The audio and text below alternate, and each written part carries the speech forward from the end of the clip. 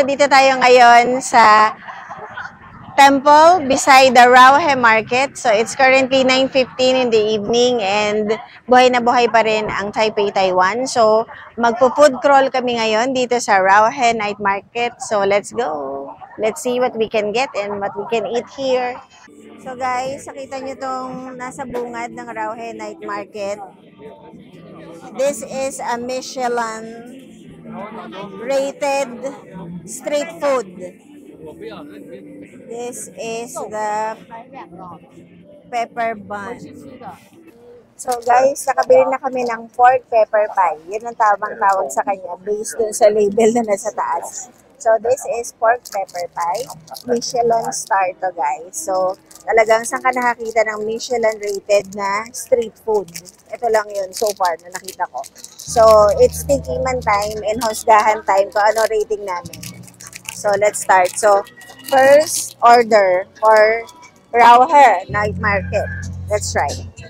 Mainit siya dahil ito yung niluluto sa oven na kakaiba. Pugon or something like that.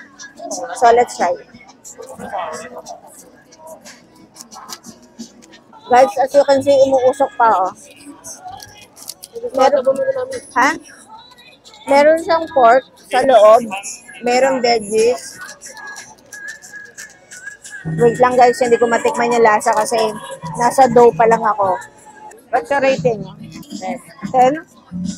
So guys, yung rating ng anak ko is 10. Ako ganun din.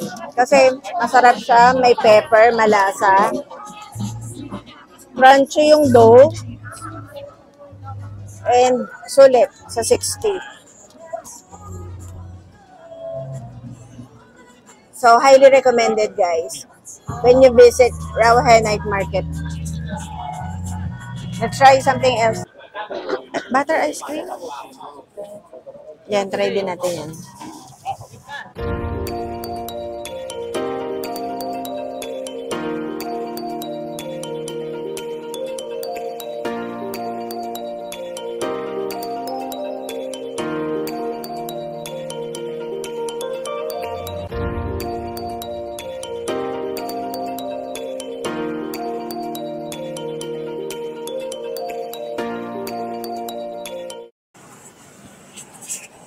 Dito naman shabu-shabu. Guys, saan ka naman nakakita? May Dear Wanderers ng roasted beef na ginagawa lang sa kalye. Dito lang yan, sa Rauhe Night Market.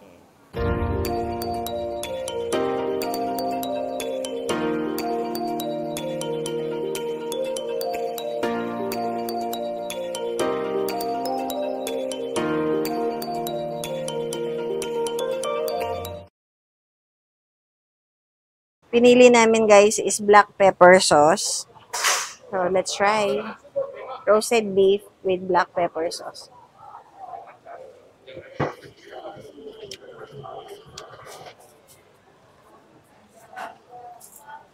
Gooey siya. Gooey, so not so. This is not something that I can recommend. So.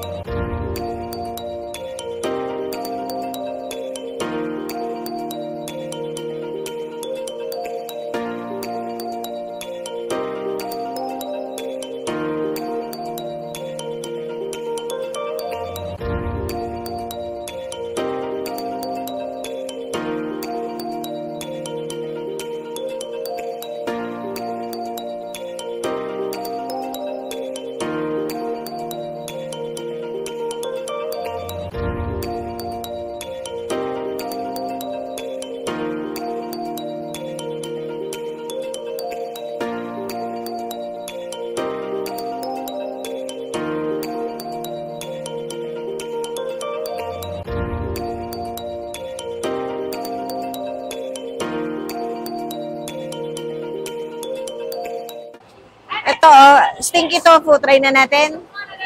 Ito, one oyster, one stinky tofu. Ano, try na natin. One and one last. Hi guys, so titikman na namin ang pinakasikat na stinky tofu.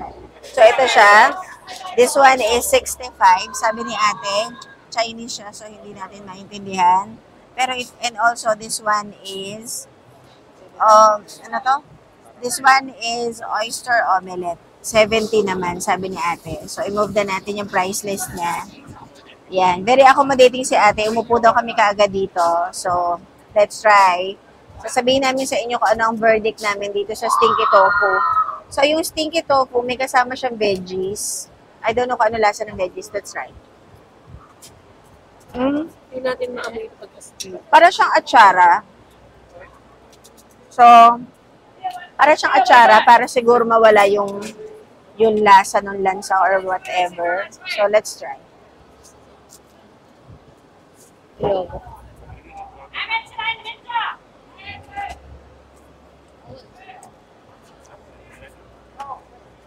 In terms of amoy, may amoy siya, oo. Kasi nga, fermented tofu siya. Pero yung lasa, masarap.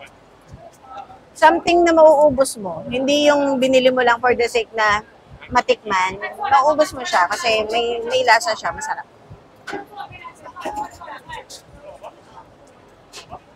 Yung pinaka-tofu niya crunchy, tapos yung nasa loob naman niya. Yung outer niya crunchy, yung nasa loob soft.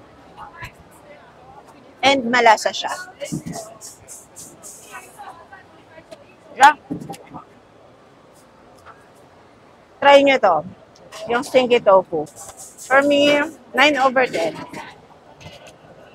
Tsaka, you have never been to Taiwan kung hindi ka nag-try ng stinky tofu. Later pa yung oyster naman. So guys, ngayon, try naman natin ang oyster omelette. So as you can see, may oyster, may veggies, may egg, and siguro may mga flour para magbuo siya and mag-stick siya together kasi di ba gano'n naman talaga ang omelette. So let's try kung ano lasa nito. Not your typical omelette, so definitely kakaiba siya. Pero for me, this is not something na uulit-ulitin kong orderin or kainin, pero worth trying. Okay naman siya. So, I think for me, it's 8/10. So, anak, ano masasabi mo sa stinky tofu? What's your rating? So, ang rating din na anak ko sa stinky tofu is 9/10. Siguro, ang nagpapa-left ng one rating is yung amoy. Other than that, yung sarap, masarap siya. So, try nyo yung stinky tofu. Pero this one, kung hindi kayo mahilig sa omelette, so, it's up to you guys. Pero, sabi ko nga sa inyo guys, walang ma-offend pagdating sa food review kasi ang masarap sa inyo, pwedeng hindi masarap dun sa nagre-review. Ang masarap dun sa nagre-review, pwedeng hindi rin masarap sa inyo. Okay? So, respeto lang guys.